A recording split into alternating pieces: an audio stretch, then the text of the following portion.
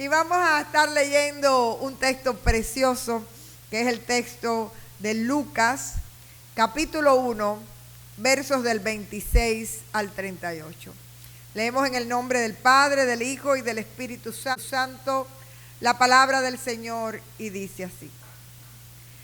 Al sexto mes, el ángel Gabriel fue enviado por Dios a una ciudad de Galilea llamada Nazaret, a una virgen desposada con un varón que se llamaba José, de la casa de David. Y el nombre de la virgen era María. Y entrando el ángel en donde ella estaba, dijo: Salve, muy favorecida, el Señor es contigo, bendita tú entre las mujeres. Mas ella, cuando lo vio, se turbó por sus palabras y pensaba: ¿qué salutación sería esta? Entonces el ángel le dijo: María, no temas, porque has hallado gracia delante de Dios. Y ahora concebirás en tu vientre y darás a luz un hijo, y llamarás su nombre Jesús.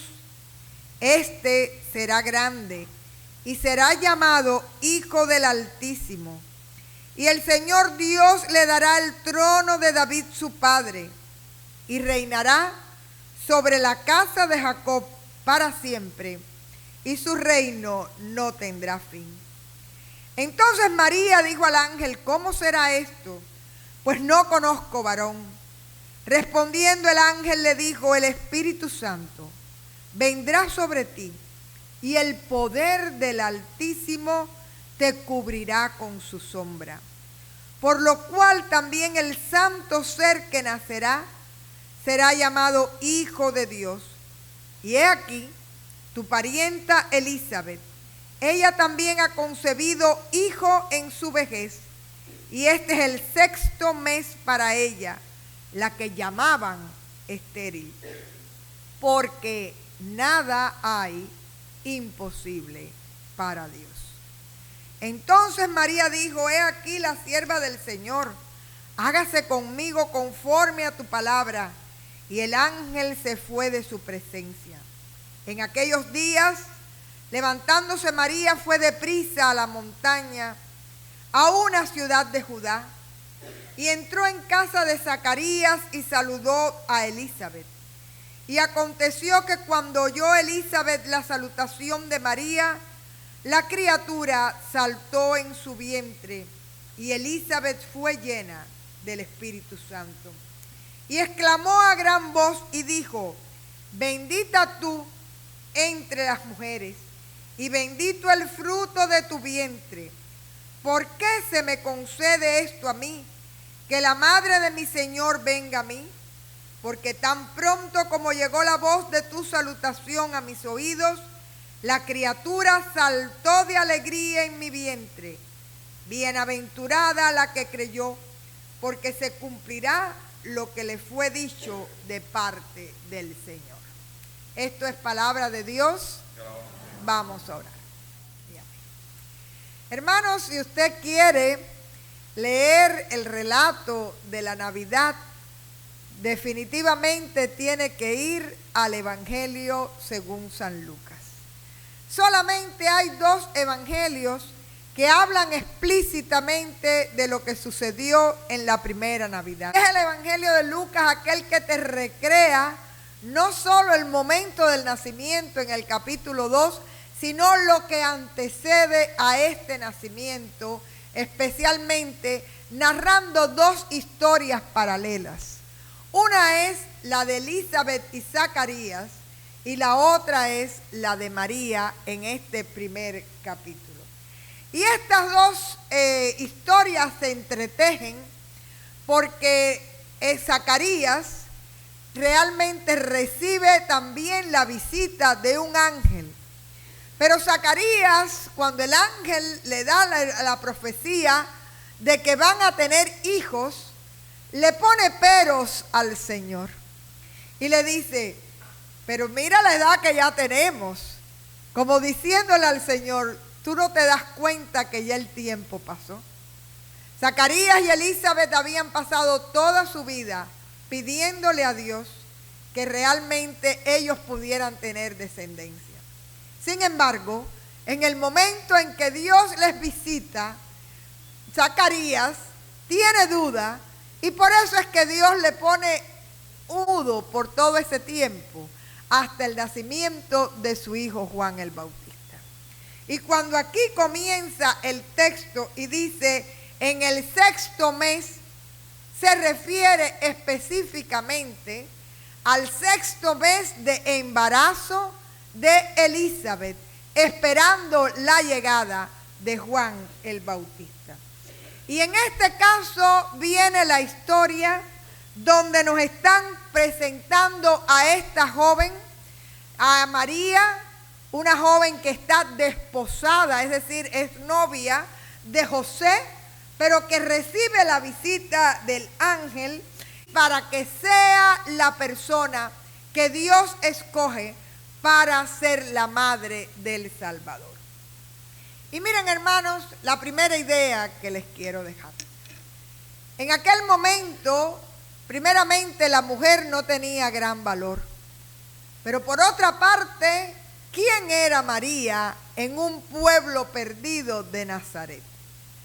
De hecho, era una persona muy joven, pero Dios no mira las apariencias, Dios mira nuestro corazón.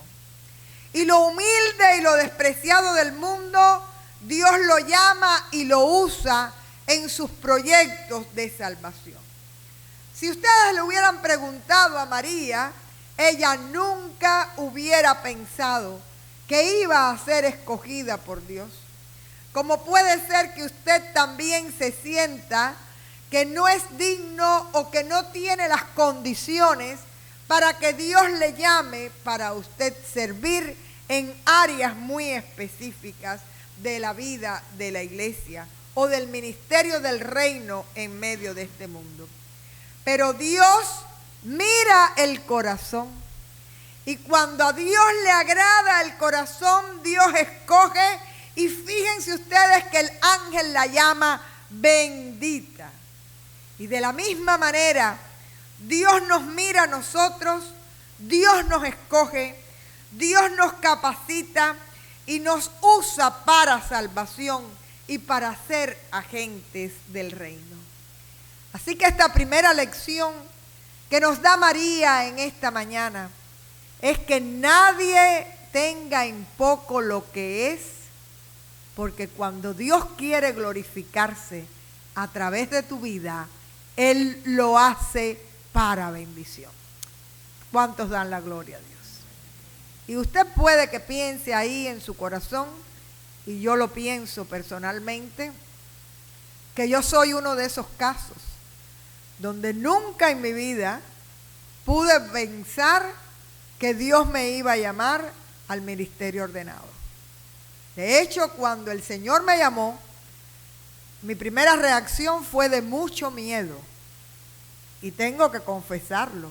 El pastor anterior de este púlpito había sido el reverendo Martín Añorga.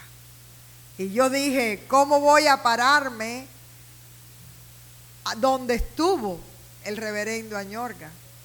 Pero cuando el Señor te llama, el Señor te capacita, el Señor te ministra y Él hace la obra por nosotros. Realmente, siempre que hago este testimonio, tengo que mencionar a un amigo, Nelson Dávila, él todavía está en Cuba, quien me mandó una carta y me dijo, cada pastor tiene su ministerio. El de Añorga es el ministerio de la palabra, pero tú eres maestra por excelencia. Y lo que Dios te está llamando es a enseñar la palabra. Y a partir de ese testimonio o lo que él veía en mí, fue que Dios me fue ayudando a entrar en este mundo, y no solo a entrar en este mundo, sino a cumplir desde el año 2007, hermanos, estamos en esta iglesia para la gloria de Dios ministrando. Así que nadie piense que Dios no le mira. Nadie piense que no es capaz. Nadie piense por nada del mundo que usted no está en los planes de Dios. Dios contempla cada una de nuestras vidas y allí donde estamos y según lo que somos, el Señor se glorifica a través de cada uno de sus hijos. Y usted dele la gloria a Dios porque está incluido en ese plan, para la gloria del Señor y para expandir su reino en esta tierra. El segundo detalle que me gustaría reflexionar es que cuando María ve al ángel se turba. Y fíjense si se turba que en realidad el ángel decide decirle no tengas miedo, porque se dio cuenta que lo que había en su corazón era temor ante la voz del ángel y el proyecto extraordinario que Dios estaba presentándole a su vida. Dice el verso 30, no temas porque has hallado gracia delante de los ojos de Dios. Quiere decir, Dios le presenta el plan a través del ángel y María le cree. Solo pregunta, ¿cómo será esto? Pues no conozco varón. Y si ustedes se dan cuenta, hay una diferencia entre la pregunta de Zacarías y la pregunta de María. María ya está declarando que eso será hecho y se cumplirá en ella. ¿Cómo será eso? Quiere decir, ya yo estoy aquí para ti, Señor. Lo que no entiendo, ¿cómo vas a poder hacerlo? Y esta es la diferencia que marca el llamado de María con el Zacarías. María desde el primer momento cree y de alguna forma se pone en disposición de lo que el Señor quiere hacer con ella. Esa es la frase célebre, hágase en mí conforme a tu palabra. Hágase en mí conforme a lo que tú quieres. Yo no sé cómo lo vas a hacer, Señor, pero yo estoy aquí para ti. Y es una actitud que muchas veces nosotros queremos saber todo lo que va a suceder, cómo Dios lo va a hacer, cómo Dios tiene que responder. Sin embargo, el Señor nos sorprende y ahí viene una frase extraordinaria que tiene este pasaje. Dios, a través del ángel, le cuenta a María lo que está sucediendo con Elizabeth. Elizabeth, aquella que es estéril, ya tiene 6 meses porque no hay nada imposible para Dios. Y hermanos, cuando nosotros leemos este texto, también nos damos cuenta que muchas veces nosotros le presentamos a Dios imposibles, pero que Dios sabe cuál es el propósito que tiene con cada una de nuestras vidas. Y para Él, como dice el texto, no hay nada imposible delante del Señor. Y entonces viene un momento extraordinario de esta narración. Fíjense que el ángel comienza diciéndole a María que no se turbe, que no tenga miedo. Pero esta María, una muchacha joven, siente en su corazón tras la visitación del Espíritu Santo que debe ir a compartir su experiencia con aquella otra mujer que también ha tenido una experiencia con el Espíritu Santo. Muchas veces cuando nosotros leemos la palabra pensamos que el Espíritu Santo comienza a ministrar a la iglesia solamente cuando sucede el Pentecostés. Sin embargo, si ustedes se percatan, María ha recibido la visita del Espíritu Santo para concebir a su Hijo Jesús. Y el Espíritu Santo se ha glorificado en la vida de Elizabeth y de Zacarías para darles un hijo que va a ser aquel que anuncia la buena noticia de la salvación a la humanidad. Y fíjense ustedes que en este sentido María se va de Nazaret, va rumbo a Judá, dice que va a una ciudad de la montaña y allí se encuentran estas dos mujeres, Elizabeth y María. Y me gusta visualizar ese momento porque se encuentran dos mujeres que han vivido el milagro de la presencia de Dios. Dos mujeres que han vivido el milagro de la visitación del Espíritu Santo. Dos vientres que traen vida para la gloria de Dios. Y la usanza era que la mujer joven le rindiera honor a la mujer mayor. Quiere decir que en este caso María debía rendirle honor a Elizabeth. Sin embargo, para sorpresa de María, Elizabeth al saludarla dice que siente que su hijo salta de alegría en el vientre. A mí esa frase de que el salto es de alegría me puede y me encanta, porque si hay algo que trae a Jesús a nuestra vida es la alegría. Y dice que el bebé en el vientre de Elizabeth salta de alegría ante la presencia de María con su hijo en el vientre, y Elizabeth le da palabra profética: por bendita tú entre las mujeres y bendito el fruto de tu vientre. Así que, hermanos, este momento especial entre María y Elizabeth, vemos que transforma el corazón de María. Una María que ha venido todo el camino preguntándose, llena de dudas. Una María que tiene que rendirle cuentas a José, a su familia, a la gente del barrio. Y cuando llega María, allí con aquella carga pesada que traía, Elizabeth le dice: bendita eres tú, y mi hijo ha saltado de alegría ante mi Salvador. Hermanos, ese es el Dios que nosotros conocemos. El Dios que transforma el lamento en danza, la preocupación, la angustia, la carga en alegría y en alabanza. Y por eso es que este pasaje termina después de la palabra profética de Elizabeth con una María que canta el Magnificat, alabando y glorificando a Dios, porque de su pequeñez se ha glorificado para que toda la humanidad reciba salvación.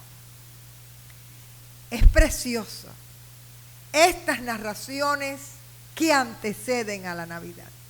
Yo les invito a que ustedes en estos días lean estos primeros capítulos de Lucas y se gocen en cada uno de los detalles.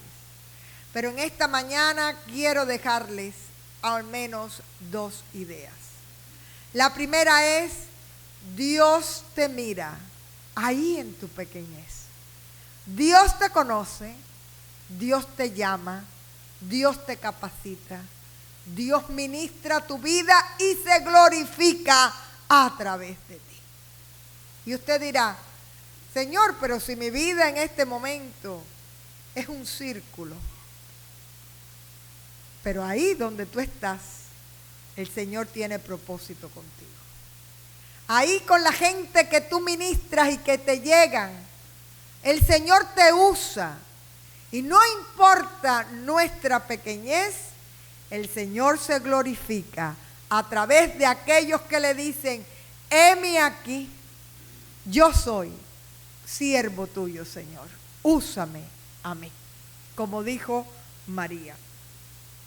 La otra idea que me gustaría presentarles es que en estos tiempos Pocas veces yo he recibido tantos mensajes de personas que están siendo arrastradas por la preocupación, por los problemas, por la angustia, por las pruebas. Hermanos, somos nosotros los que tenemos que no levantar la mirada del pesebre de aquel que vino para traernos su paz, su esperanza y su gozo. Y este mundo es ladrón de gozo, ¿usted lo sabía? Si usted entra en esa vorágine, usted se va a perder el verdadero sentido de la Navidad, que es el gozo del Señor. Por eso la invitación que yo les hago es, no solo reciban el gozo, sino guárdenlo y perseveren en el gozo que les da el Señor. Y dice la palabra que el gozo del Señor es nuestra fortaleza. Me gusta que usted lo vea como una coraza. Vienen los dardos, pero el gozo del Señor es mi fortaleza, es mi escudo, es mi protección, porque yo no me gozo por lo que está sucediendo, yo no me gozo por las circunstancias, yo me gozo por la presencia de un Cristo vivo y glorificado en mi vida y para los míos. Amén. Así que ese es el sentido del gozo del Señor. Y cuando salgamos aquí, había un coro muy antiguo que decía: vamos a henchir el mundo de alegría. Que la gente que te toque, que la gente que trate contigo pueda recibir esa alegría, ese gozo que vino a traer el niño de Belén. Y como la criatura de Elizabeth saltó en el vientre de alegría, que también el mundo pueda saltar de alegría ante la presencia del Cristo Redentor que nació en Belén. Por último, dejarles esta frase, y usted sabe cómo aplicarla en su vida, porque para Dios no hay nada imposible. Si no fue imposible que Elizabeth en su vejez concibiera, si no fue imposible que María, sin conocer varón, tuviera el fruto del Espíritu Santo en su vientre, nada hay imposible para el Señor. Y usted reciba esa palabra como promesa también. Los propósitos del Señor son perfectos. Él nos conoce, Él nos ama, y en su poder, en su amor y en su sabiduría esperamos de Él lo mejor. Vamos a orar y vayan al mundo con el gozo y la alegría del niño de Belén.